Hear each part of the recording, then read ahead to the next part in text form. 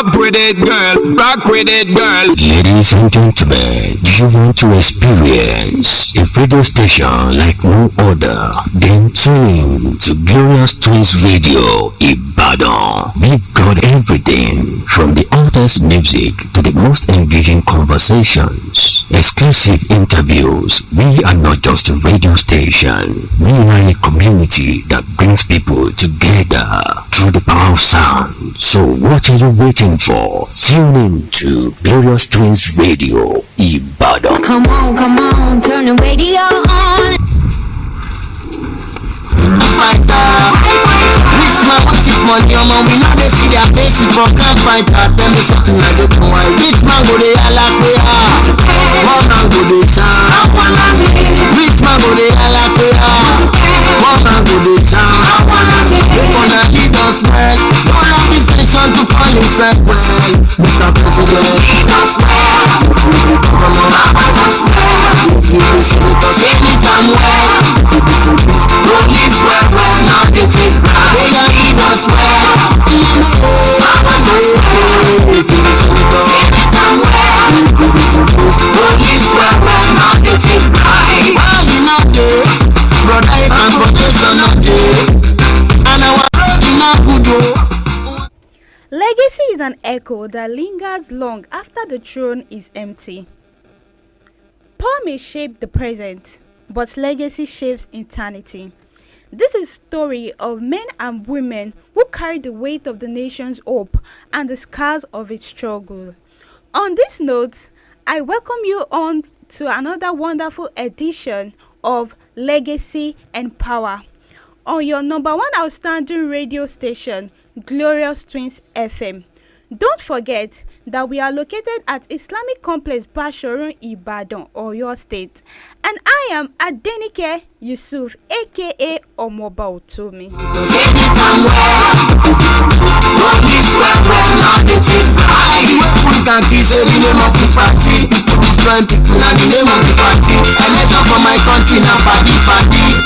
Wayo, arranging on me. People wait for them to see the living code. This na the space I am so ashamed. I collection permit, collect trading permit, radio permit. You see the bun shop, you want tell me say you don't know when them pay. Why you they make us they living?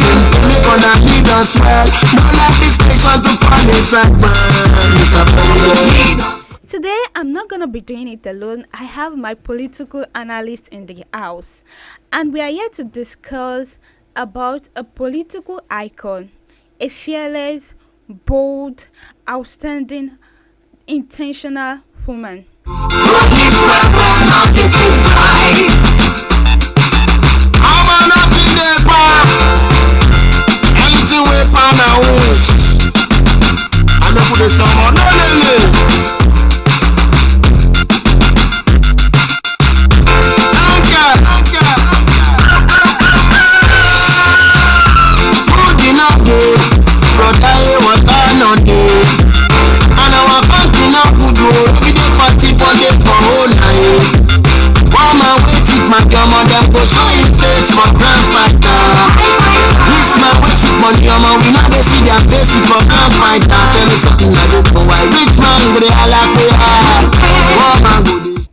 Who is our political icon for today?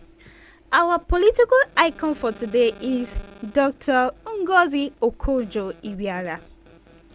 Dr. Ngozi Okonjo-Iweala was born on June 13, 1954, into a royal family in Delta State. Her father, Professor Chukwuka Okonjo, was the Obi of Ogwashi Ukwu and a respected academic, while her mother, Professor Kamene Okonjo, was a professor of sociology and a fierce advocate for education. Growing up in such an environment gave her not just access to education, but also a deep sense of discipline and public service. Even as a young girl, she stood out. She excelled in her academics and carried a determination that many noticed early on. After her secondary school education in Nigeria, she moved to the United States, where she gained admission into Harvard University. There she studied economics, graduating with honors in 1977. But she wasn't done yet.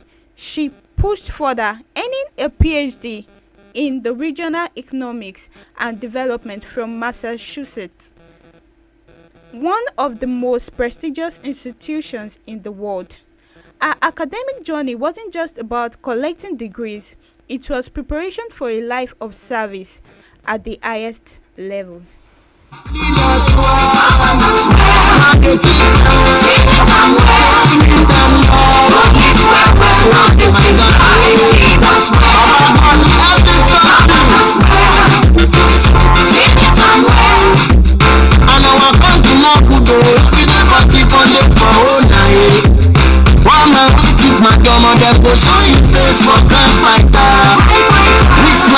Money, we know they see their faces for crime fighter. Tell me something I don't know why. Rich man go they holla pay ah.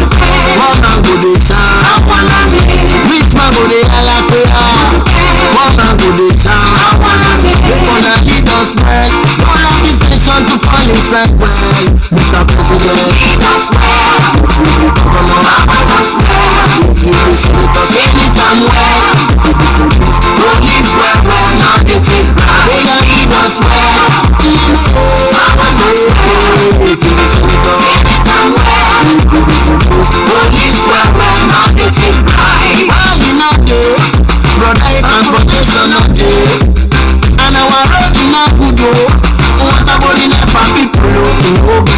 Everybody just say Allah. When not they now we want survive. Many is ready for work, but that's work not they now we want survive. We be giant of Africa, but to get beside a Ghana now yeah. My God, policeman go see white, he go tell you say I say that thing now. Tell me something I go to make on a lead us well. Don't let this nation to fall inside well. Mr. President, lead us well. Govern us well. If you listen to us anytime well. Police well, now they take back. They lead us well. Govern us well. If you listen to us anytime well. Police well, now they. In 1982, she joined the World Bank. For many young Nigerians, working at the World Bank was a dream, but she turned it into a platform for global impact. Over the course of 25 years, she rose through the ranks, working on development programs across Asia, Africa, Europe, and South America. She managed multi-billion-dollar projects and gained a reputation as someone who combined technical brilliance with political courage. By the time she became managing director, she was overseeing operations worth $80 billion. It was clear that she had the knowledge, experience, and backbone to take on challenges far bigger than herself. But as much as she was respected globally, her story was about to take a different turn because Nigeria came calling. In 2003, President Olusegun Obasanjo appointed her as Minister of Finance for the first time in Nigerian history. A woman held that powerful office, and she came in with energy. At a time when public finance was shrouded in secrecy, she insisted on transparency. She directed that monthly allocations to states be published in newspapers so Nigerians could see where government money was going. It may sound ordinary now, but back then it was a revolutionary. For the first time, governors were held accountable by citizens. Her biggest achievement came in 2005. She led negotiations with international creditors that resulted in $18 billion of Nigerian debt being cancelled. To put that in perspective, Nigeria had been trapped in debt for decades, spending billions of dollars, servicing interest, while roads, schools, and hospitals were crumbling. Our work helped free the nation from that circle. That single act remains one of the boldest economic victories in Nigeria history. Africa, but to get beside a Ghana now again. My God, policeman go see white. He go tell you say I say that thing. Now tell me something. I go to get for now lead us well. Don't let this nation to fall inside well. Mr. President, lead us well. Govern us well. Because anytime well, police well, well, now they take back. Lead us well. I have my political analyst in the house.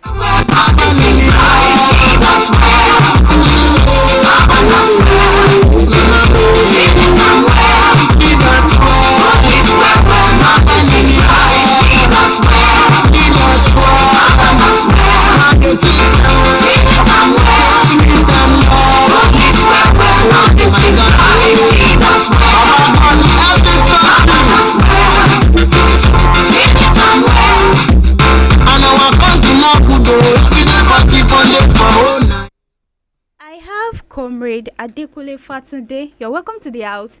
And my doctor, Dr. Amawo Abimbola. Can you introduce yourself to the house? Good morning, Nigerians. I'm always happy to be here with you. I'm Dr. Abimbola Amawo. Good morning, Nigerians. My name is Adekunle Fatunde. Thank you for having me. Okay, thank you very much. Mr. President, lead us well. Because anytime well, police well, well, now they take back. Lead us well.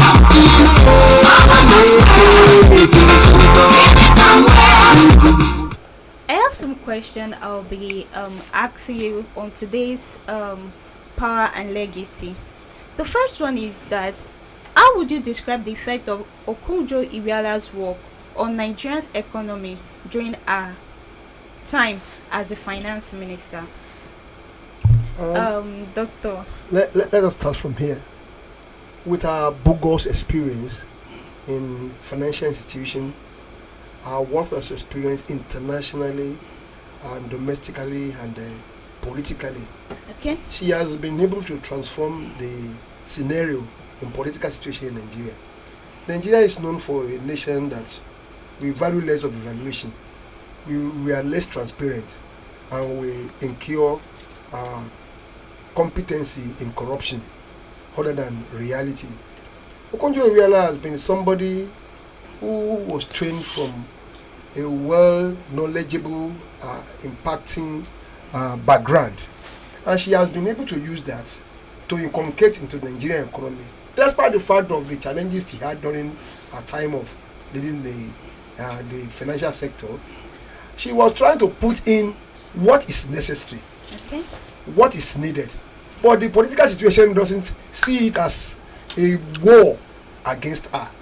They saw it then as a mere mirage transforming this nation financially, because in a situation whereby the people at the helm of affairs then felt that it's a threat on them to open up to the reality of what they are earning, to the reality of what is given to them, because of the fact that they believe directly or indirectly the purse belongs to them, the purse of the state, the purse of the agency they are governing. So that is why they want all it takes at all costs to bring down the scenario and the agility that she brought about during her tenure as the Minister of Finance. She has been a person that she has seen the rightful areas in the Western world. She knows what is reality, but she equally knows that in this nation we find ourselves, most of the things that we call realities are just mirage, are just things. They are just things that we just look at as being it's unworkable, because of the fact that it's not because it is not workable, it's because of the fact that we have made it a way of life. Corruption, we have made abnormalities our way of life. We have made the nation to bank and to dwell in places that it is not uncalled for, where the riches are getting richer by minute and the poor are getting poorer by minute. So those are the things that she looked into, and she felt that these are the things that things are being run in the Western world. These are the things that are realistic. These are the things that can transform the agility of this nation into reality. Not just a thing, not just doing it the way it's been done. No, doing it in a standard form. And that's why she is still recognized both locally and internationally till now. Thank you, Doctor. Thank you, Doctor. That's a beautiful one. to comrade. Yes, thank you very much. What's your perspective? Yeah, I think Doctor has said everything that needs to be said, and I believe that coming into a system that has really been plagued with lots of vices, corruption, coming to a system where the norm is abnormal. Yes. You understand? Coming to that system and trying to fight it with a sincere heart can be very challenging. You can ask from Dora Akunyili how she tried to transform NAFDAC and see how she can, kill. But you can see it's a challenge.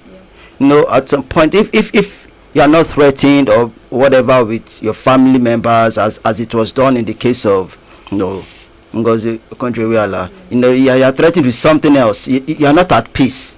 Trying to enforce a particular system that would actually favor or benefit the Nigerian people, citizen. It's funny that when it comes to a country like Nigeria, so to speak, where really we should be flowing in milk and honey, we are not. Why? Because the majority have just said, okay, come.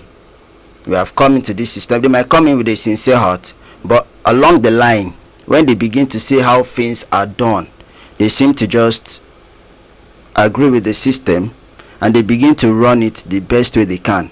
I've heard a story where a politician was really trying, a senator was trying to use whatever allocation that was given to better his own constituency, and they went to meet the politician and said, come, you're exposing us. Allegedly now, you're exposing us. Why must you walk the way you are walking? Because it will mean that there's fund and we are actually siphoning funds. So they don't really want that system to work as much. And she came in and ensured that every part of it was functional, most especially for the Nigerian people. Talk about transparency of funds, talk about clearing of debt, talk about so many other things that she tried to ensure that we do. Talk about killing inflation, because inflation is one thing that is plaguing killing the Nigerian system from about almost 28% to you're talking about 11% thereabout, and many other things that she did, which was really a threat, as Doctor has rightly said, to the so-called political class and some other elites. So they really need to ensure that they put her on a leash, and unfortunately we are seeing what she's doing at the World Trade Organization. Thank you. Thank you very much for that. Okay, my second question still goes to comrade. Did Okonjo-Iweala really make a difference in the fighting against corruption in governments? Oh, you see that question? That question is a question that I believe that deep down we all know the answer, because where are we today? This is not a fight for one person. I don't always believe that the fight for corruption is for one person, because if you go to the average Nigerian now, they've taken up that system. If you can see a Nigerian that is really patriotic in this our red time, then that Nigerian must be because really, if you open the border for 1 minute, Yes. or 10 minutes or 1 day, Yes. I can guarantee that half of the population will probably go to one country or two. No matter how, even if their GDP is not as solid as ours, they just believe that the Nigerian state has failed them. So one person fighting that corruption, we just made an example of Dora Akunyili, how she tried her best. She tried, but where are we today? So the system is just somehow, if they are not kidnapped or blackmailed or whatever, it's funny. So one person cannot fight it. The significance of one person is not strong enough to bring a solid effect on corruption. So she did her bit. I'm not going to take anything away from her. But what am I doing? What are you doing as citizens of this country? Do we still believe? Do we still have hope in the fact that there is still a Nigeria? Those who are trying to do it today, are we lashing them, or are we giving their support? Are we giving our support? Are we telling them that come, give yourself brain? You live to you run to live another day, and so on and so forth. So it's a very serious fight. So if you are going to see her effect, then everybody should be on board. Okay, Thank you. Thank you, comrade. Doctor, what's your perspective? We must be sincere with ourselves. Okay. The corruption in this nation is more than financial. We Yes, have psychological corruption. we have mental corruption, we have environmental corruption. All those things are factors that cannot be handled by a single person. It's not just the financial aspect that we are looking at.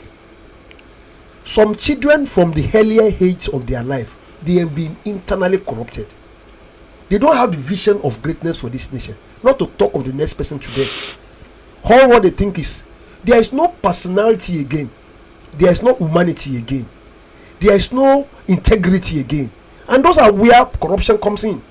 When we have lost integrity, when we have lost personality, when we were young, you hardly see a child, a 2 years, 5 years old boy, holding the highest currency of the nation. You will be ashamed of yourself. How do I get 20 naira to hold at hand? But now, give 1,000, give even a million naira to a 10 years old boy, we tell you, I know where to spend it. Yes. And nobody queries him or her for that.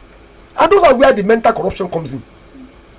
So when you say somebody wants to go into corruption and kill corruption in Nigeria, the level of corruption in Nigeria has grown to the level that you are using a cover of beer to put water into an ocean. What can a bottle of beer, a cover of a drink, ordinary drink, let's say ordinary drink, you now use it to pour water into an ocean? It is less of importance. So what we need to do is a reorientation of mind. What we really need to do is a reorientation of our people. We need to work on ourselves. We need to give some things priority. If me and you should say we want to end up corruption now, it's a global war in this nation. It's a global war in this nation, because a corruption doesn't start now. It starts when the naira is devalued. It starts when there is no human dignity again. It starts when there is no respect for human intelligence again. It starts when humanities are not the priority of the nation. So it doesn't start when we start lacking money. It doesn't start when we are giving money. It starts when our orientation to life is all about money alone. When you cannot work to be a personality, when somebody can come overnight and be the GM without going through the ladder, when somebody can feel that whatever he's doing is the final, when somebody can feel that he is the helm of affair and nobody queries him for that, when somebody will know that he's a prisoner, come out and tell the whole world, I am the best to rule the nation, or to rule my people. When somebody can enforce himself to rule his community, and when something that belongs to the community ended up in the hand of somebody. So that those are the factors we need to look into when we are talking about corruption. So you can say it's not a thing, it's not a day thing. She tried her best, but with the level of things that things worsened, it just has a minor influence on the reality. She works, as my comrade has slightly said, yes. You can see what happened to the people that really wants to fight corruption in this nation. They will be killed. Their family will be, they will face the consequence. Yes. Because they are very, very minute. People that are eating out of corruption in this nation are just too much. They are just too much. The reality of what we need is not just physical attendance to corruption. It is a mental reorientation, so that when integrity will last, when personality will work, when hard work will speak, and when the nation can say, okay, I'm in a nation that I don't need to be a minister before I can make living. I don't need to be a politician before I can I can send my children to school. I don't have to be at the helm of affair before my children. Some people, their lifetime has shown that they are into corruption. Why we will explain somebody is in the public sector that has paid for his child or grandchild from day one to university level, who are not sure that he will get to age 5, and you have paid for his lifetime education. Something is happening somewhere. Taxpayers' money. From taxpayers' money. And in a local government that is supplying the riches to the nation, and the poorest set of people in that locality, something is wrong somewhere. So our corruption is not a thing that you can just face this fiscal world. It has to do with the orientation of our heart, the reorientation of our heart, of our mood, and we look forward to see a nation that you can call ourselves. Thank you, Doctor. Like she actually wrote some books. She wrote "Reforming the Unreformable." So when I just saw that, I got struck by the title. I was like, "Reforming the Unreformable." So I was shocked. Okay, I read that when she talked about the microeconomics and the social structures. So I grabbed one of her book also. That's "Fighting Corruption is Dangerous." I just like, God, what is this? Fighting corruption is dangerous. So I just read through the book and I saw the struggles, the things she faced during her administration during the Jonathan period. So I will just pick one of her book, which is the preface. That is "Fighting Corruption is Dangerous." Okay, she said there are 3 reasons she wrote this book. The first is to make sense for myself and many others who have asked me what was behind the attacks I saw far after leaving government. For 1.5 years, I was the object of damaging accusations and lies in the media, on the internet, and in a vicious whispering campaign at home. These lies and propaganda charged that I mismanaged the economy and even that I diverted and stole billions of dollars. They followed a pattern of attack I had been subjected to throughout the 4 years of my second term in office, but this time the intensity was unprecedented. It would be a disservice to Nigerians and the international community interested in the development of this important country not to tell the truth, supported by facts and figures, of what actually happened and the major efforts I and others undertook to fight corruption in Nigeria. Second, although virtually every administration in Nigeria, including the Jonathan administration, has been accused of corruption and there is a long history of this scourge predating the Jonathan administration, less is known for the efforts deployed to fight corruption. The book tries to capture part of this story based on my experience during the Jonathan administration. Third, in the past several years, there have been so many stories of widespread public sector corruption around the world, from Nigeria to South Africa, Brazil to Argentina and Venezuela, Ukraine to South Korea, that a direct account for someone who has lived the problem in our own context, such as I have, might shed light on the perilous pitfall and the successes of confronting corruption. These are the writings of Okonjo Iweala. So, on to the third question.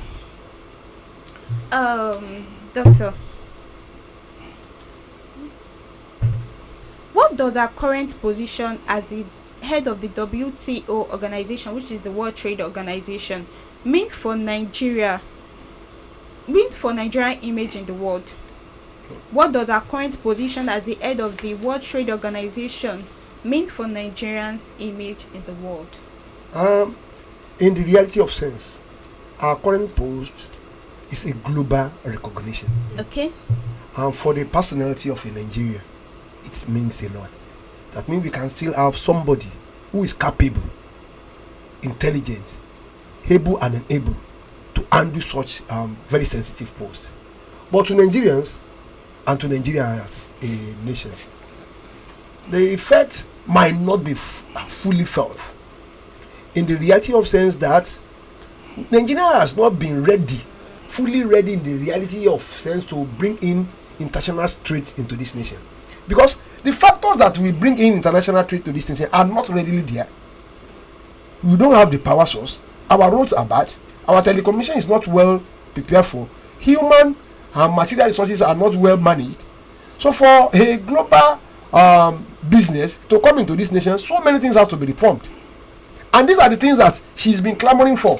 And those are the things she was recognized for. And those are the things that she is telling other nations of the world to do. So until we can put those things in place in the nation we call ourselves, until we can make those things reality, not a political talk, not a policy, Nigerians should go beyond policy writing.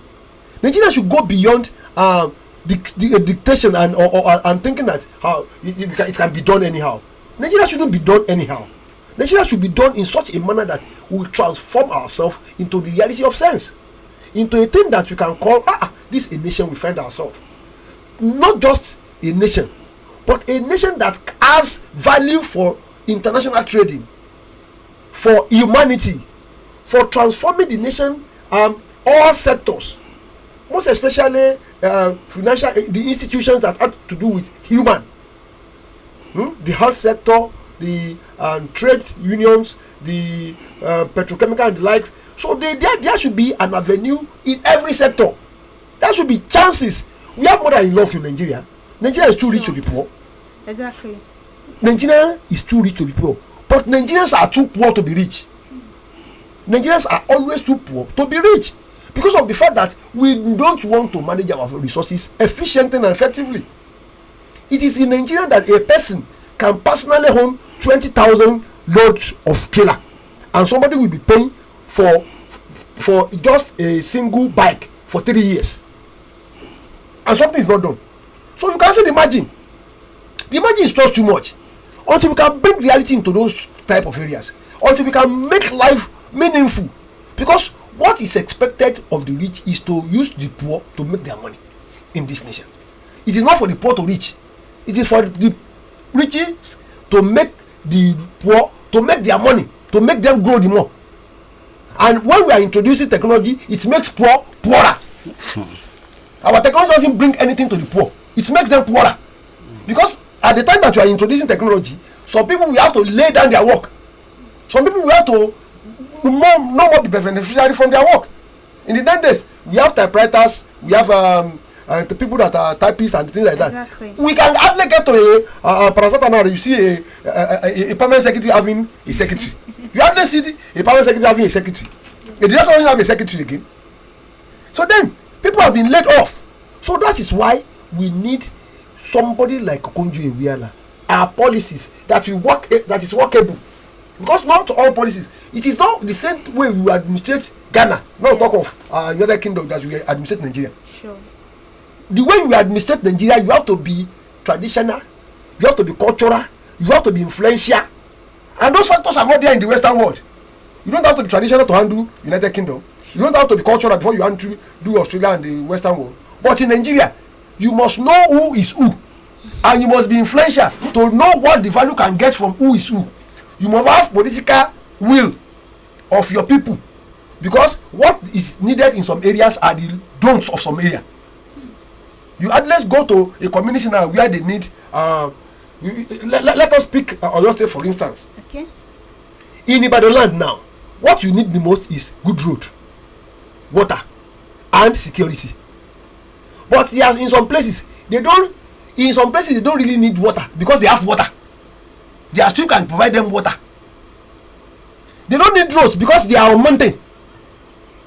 So what they need is way of life that can make communication easier for them. So you cannot compare what is happening there. There is some places in Ibadan land now you need environmental sanitation materials, where in some places they don't need it because it's an organic product.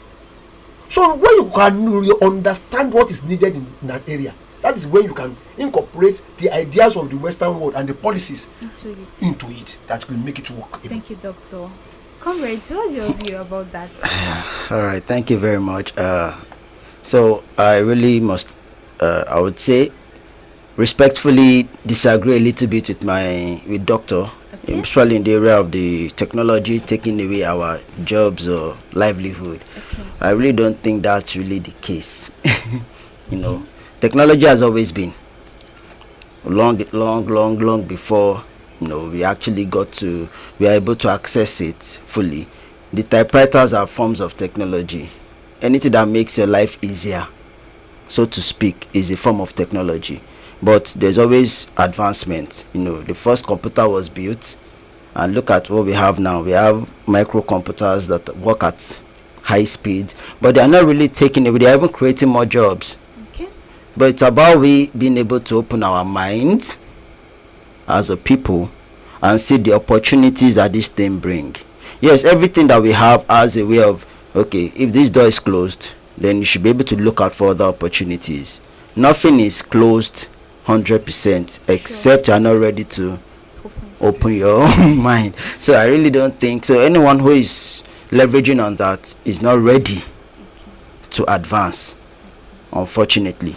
or is stuck in their old ways, archaic way of thinking. So that's just a little digress. However, what has what Okonjo Iweala's role in the World Trade Organization has done for Nigeria's image, I would say it has not done much, but individually it has done much. For example, she's the first woman and also the first African. Yes. So anyone who is ready to be inspired by that story, it will do much for them on individual levels. When somebody is saying, you are looking at people who look at their skin color in countries where there's high racism and so many others, and this woman is coming out to say, come, this is a seat that has been dominated by men, and I'm coming out to run against a very renowned or candidate, and yet she won for whatever reason, but she won, and even in her second tenure she was unopposed. Yes, sure. So that alone is an inspiration to probably the female gender, yes, as the case may be, or whatever. So it is not, you don't have any limitation. Your skin color is not your limitation. Your gender, as a lot of people want to put it, is not your limitation. We've seen situations whereby women dominate in a field that is male dominated. Go out there now, you are seeing people riding keke napep, women. Yeah, sure. Women doing conductors. These are things which women would not dare to do yesterday. But for people like Ngozi Okonjo-Iweala, they are having the boldness to come out to say, come, if you can do it, I can do it. You understand? So she has really brought about equity, so to speak, for the Nigerian people and for the African people. It's been a deep source of inspiration on that level. Now, on the Nigerian, she's not the only one that has really been on the global scene, that has really given us good image. However, because of the bad, our government is not really protecting our interest at the global scene. That's why it seems as though Nigeria is a very terrible country. Nigeria isn't. In fact, I always tell people that the corruption in Nigeria is learning work to the corruption in so many developed nations. It's learning work. It's not advanced. If you take our corruption to a country like US, we are not rich. Yes. Let's be sincere.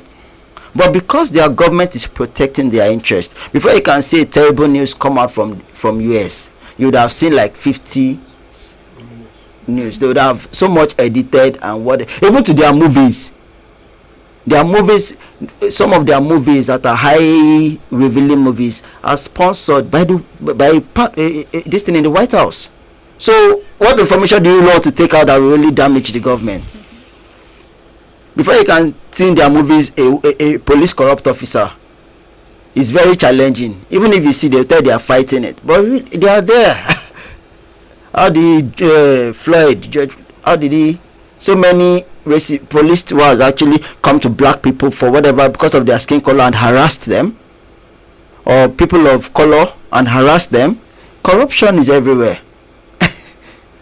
So it is not because of so, but however, because our government has not protected our interest. If peradventure they catch a syndicate, now maybe you have like 10 what's it called now, criminal whatever, and they catch them on the international scene, they probably project the face of a Nigerian as the leader, and that Nigerian has nothing. What is he doing other than just making noise? But if you see a Chinese person there, you hardly see that face on the CNN whatever. Why? Because the government is protecting the image of the country, but we are not doing so in Nigeria. Probably because they have leverages against them, probably because of the fact that they've siphoned money to these countries and they don't want their businesses to close down, or the country to just give order. I don't know what reason is the undertone, but that's the problem we're having. So it's good that we're having one or two people telling us that there's still hope. there's something you can be something if you choose to and if you work towards it, but that's still on an individual scale. As a nation, it's more than just the country we allow. It is the government that needs to really step up and ensure that so many things are put in place, most especially protecting the image of the country on the international scene. Thank you. Thank you very much, Comrade. Thank you, Doctor, for that beautiful one. So let's go on a short break. We'll be right back.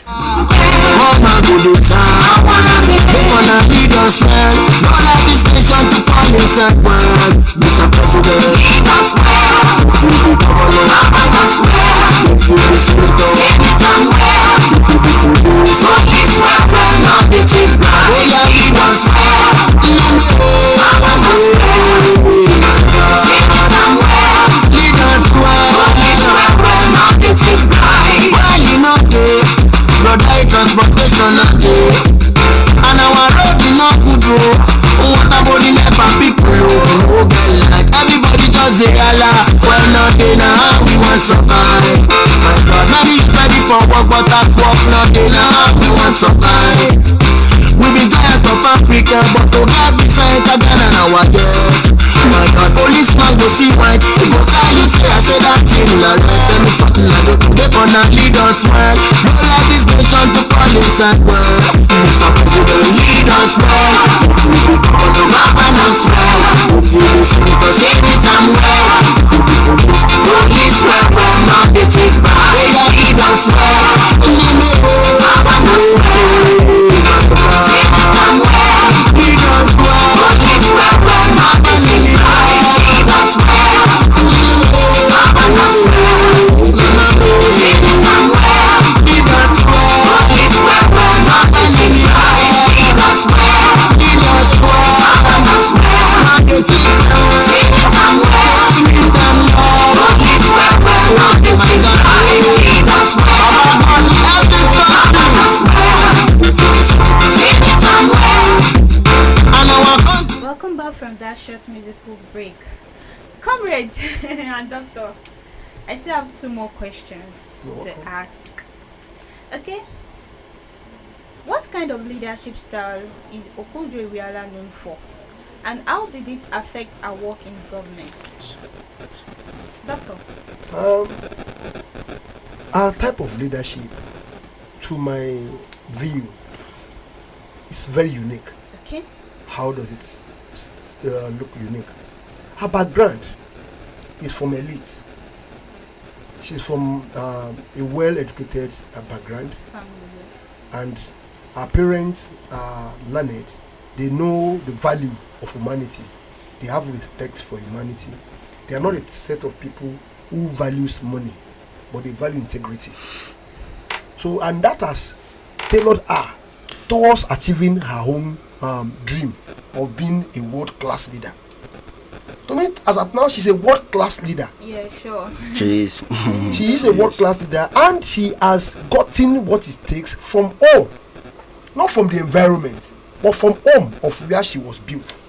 And she has looked at it that even I had what it takes much more than my home will give, and that was what tailored her to achieve the level at which she is now.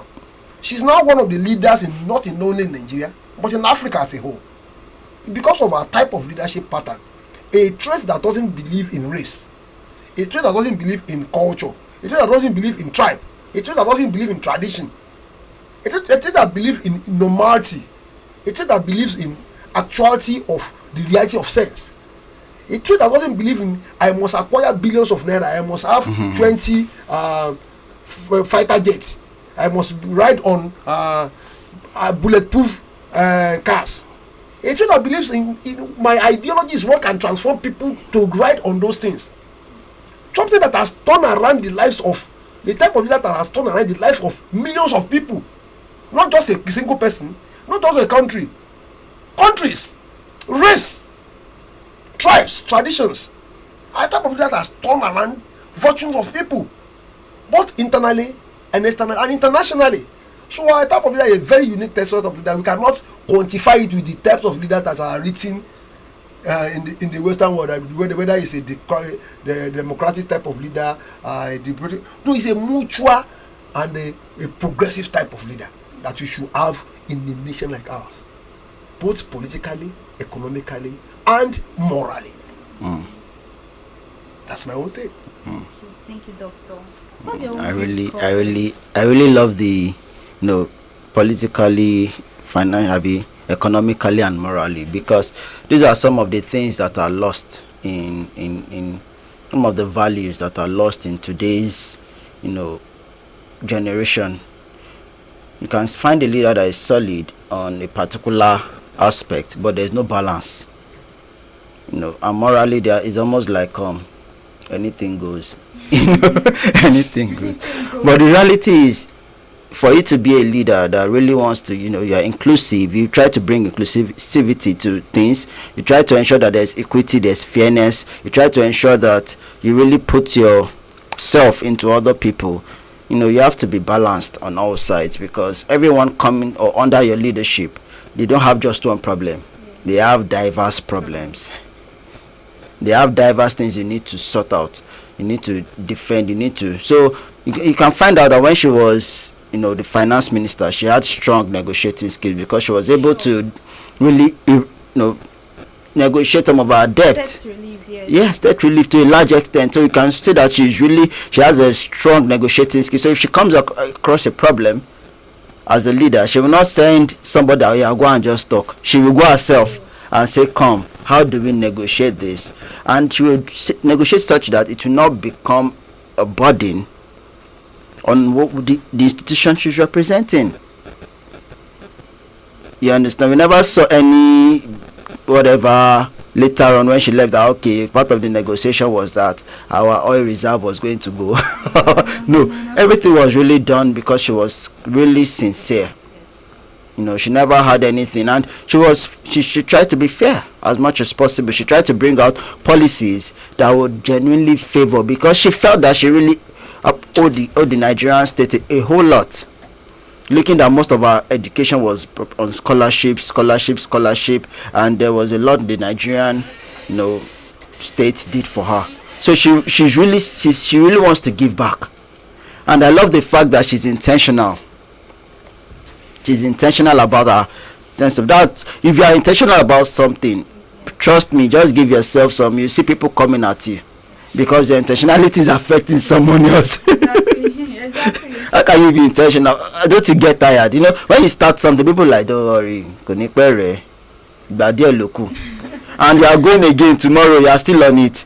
Next one year, you are still on it. They will come at you and say, come. If you cannot do it physically, if it's spiritually, you are coming physically. Sure. If you cannot come physically, you are coming morally, you are coming in other ways. So I believe that they must have looked for ways to really, destroy our image, and they never.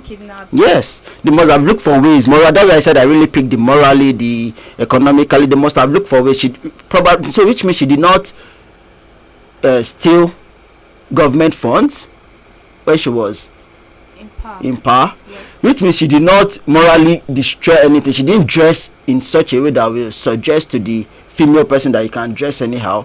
There was no record of she abusing or being in wrong relationships. She was not sleeping with politicians. So you can see she really has a very good image, and look at how it's reflecting or helping her on the international scene, because international scene, those guys don't forgive. She's not there because of anything. She's there because number one, she's on merit, and she has been maintaining her integrity ever since. So she's not there for all right, thank you. Thank you very much for that. On to my last question.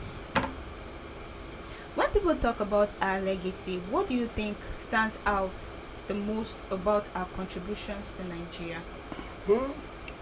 To my view, what stands out in our contribution to Nigerian economy and the moral aspect of life is our ideology.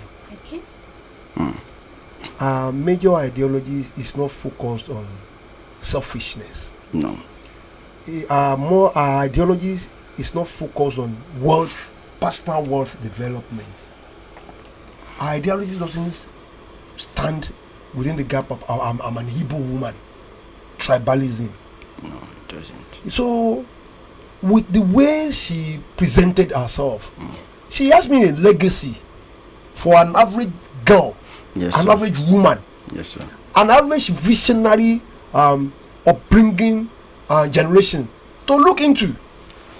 There was a time somebody was asking me that if somebody happens to be the only person within our locality who had the opportunity of studying outside our locality, and there has never been a person who studied to that extent, how do I think that it should be morally accepted? I said she must be morally accepted for the fact that he's bringing back goodies to his environment, to the people around her.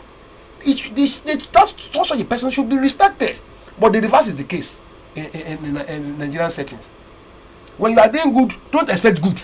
No. When you are doing something right, never expect something right. What you are expecting is you must go and guide against bombing, kidnapping, violence, because you will be violently attacked. Yes, sure. You will be destroyed. They will look after your children. They will kidnap your children. Siblings are in problem. So that is what makes some Nigerians never to think good or to act good. But for this type of leader, she has done it all. Yes, yes. She has pretended, because Nigeria doesn't give room for you to do things right. It doesn't give room for you to do things right. That is true. Selflessness is not a thing of the nation. Humanity is not a thing for the nation. Human development is not a thing for the. It is personal development and personal development. Me and my siblings, me and my people, me and my family. Even to some extent, me and my children are not involved to some extent. It is me alone, because those are the things that has made us to have respect and dignity for our type of being. Okay, comrade, let's just hear one or two from you. Yeah. Okay, I think we're running out of time. All right, thank you very much. I think Doctor has said virtually everything, so we really need to just ensure our legacy is still speaking. Unfortunately, we're a country that we don't continue the good deeds or the good policies of the past government. If you've made a mistake and you see that whatever thing she introduced then was working, why not go back to it? These are just questions. Everybody wants to have it. I'm setting up my no. In continuity, and also adding, contributing to what the past people have done. That's where we can actually find growth and genuine development. Thank you.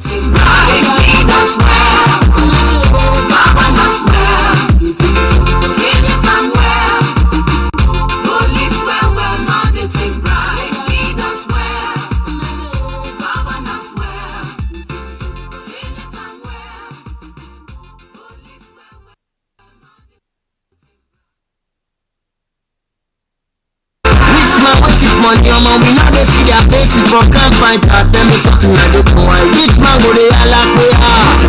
One man go they sound. Rich man go they all like we are. One man go they sound. They gonna lead us well. Don't allow this nation to fall inside well. Mr.